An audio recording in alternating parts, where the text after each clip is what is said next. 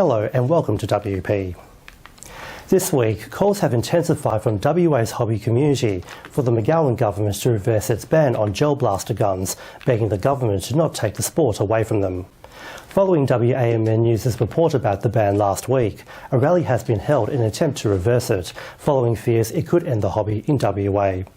I spoke to the chairperson of WA Airsoft and Gel Ball Club, Laurentiu Zanforescu, about the impact of the ban to WA hobbyists. We knew that it was possible, and that's why the WA Airsoft and Gel Ball Club has intensified our lobbying activities for the past 1 year. We knew it was possible, we tried to do everything to prevent it, however, at the moment we're looking at a rather different outcome. The McGowan government made the case that the decision was made based on situational instances where in a police confrontation a gel blaster could be used with the design mimicking a real gun, resulting in that person being shot. Is that a realistic assessment to be made? Look, it is a valid concern. Now, the extent of measures you would put based on that concern varies. We need to keep in mind that gel blasters have been coming to Western Australia for 3 years now, and WA Police has taken virtually no preventative measures to let the public know of the risks involved with them and the legal penalties associated. In contrast, Queensland Police has done that with their Stop and Think campaign, and we understand they've been very successful. And the club has also started a similar campaign called My Blaster, My Responsibility to prevent such incidents and let people know about the legal penalties for misuse.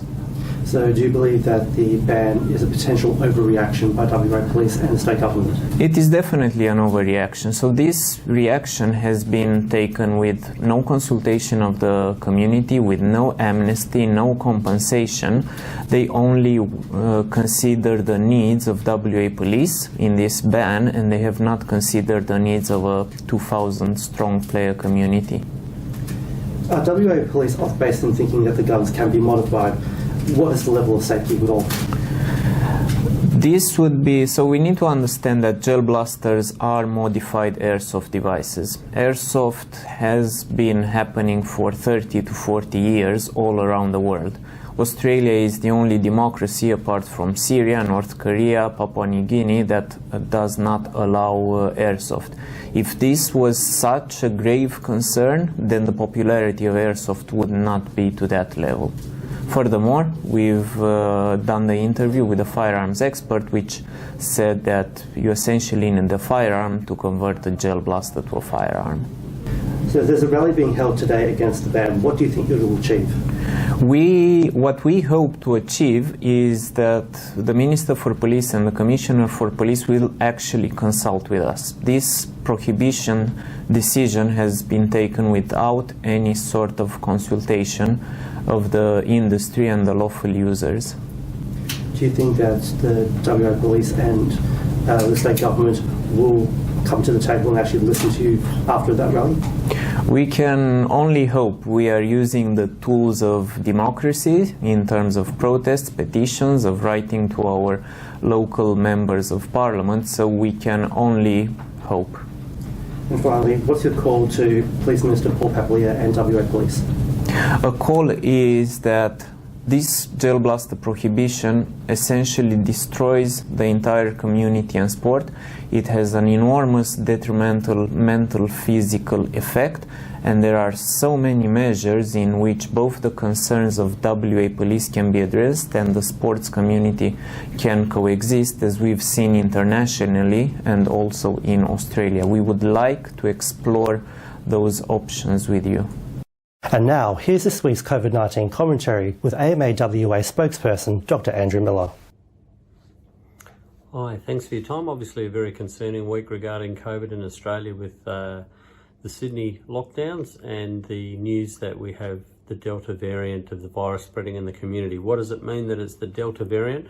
Well, this is a much more infectious variant to the degree that on average each person will infect about 6 to 8 others. Now, we're seeing that more easy spread happening in New South Wales, and unfortunately a little bit slow in my view on the restrictions over there, which is their culture, but we're dealing with a different disease here now, the traditional Wuhan strain of the virus would have spread to roughly 3 people per person infected. Now, that doesn't mean that everyone is infectious, and we certainly have seen that with our previous luck in WA. We know that about 8 out of 10 people who catch coronavirus don't spread it to anyone, and it's the remaining 2 out of 10 that will spread it to quite a few and bring those averages up in the case of the original virus to 3, and with this Delta variant now to somewhere between 6 and 8 persons. So we need to really hammer home that this is an airborne virus and that we therefore need a lot of ventilation protection, so that you've got to think about the air that you're breathing now is just as important as the water that you drink in terms of its purity. You wouldn't drink out of a stranger's water glass in a restaurant.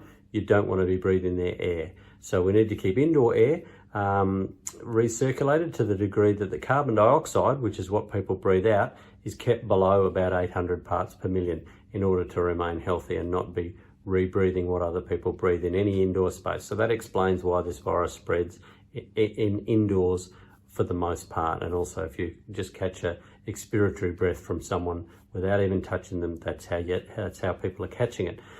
So we know that also another big risk place where this outbreak came from, of course, was within a vehicle. And one thing you can do in a vehicle is turn off recirculated air on those ventilation controls and make sure that it's fresh air coming into the vehicle all the time.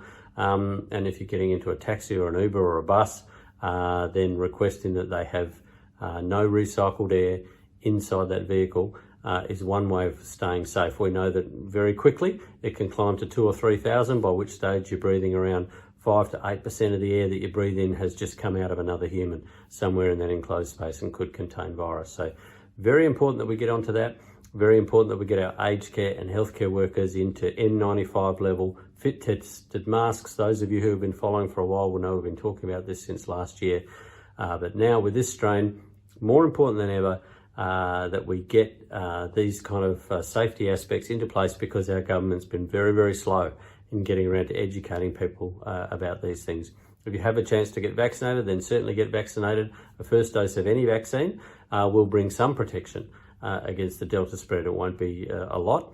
It might only be about 30% effective at keeping people out of hospital with the first dose of AstraZeneca, about 60% with the first dose of Pfizer, but it is better than nothing.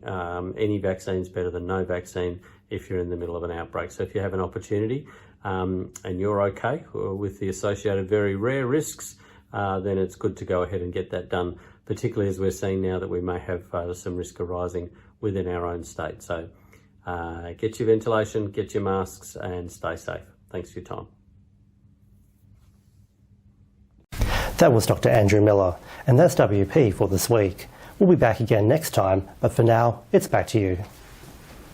Thank you, Nelson. And here's Leo with what's coming up on 6 News tonight.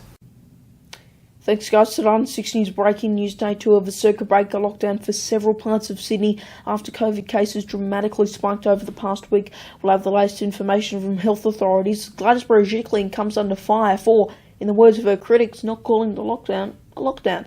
Plus, Dan's back. The Victorian Premier set to return to work tomorrow after his horror fall in March that left him with several broken ribs and vertebrae damage. What can we expect to hear tomorrow, and what questions the opposition want answered? And a special report as the final edition of Apple Daily rolls off the printing press in Hong Kong. China's growing crackdown on dissent comes under fire, whether it's in schools, universities or on the streets, as tensions with Beijing here at home boil over. You can see full details on those stories and plenty more on our YouTube channel. Just search 6 News Australia to find us, and our website 6newsau.com. For now though, guys, it's back to you.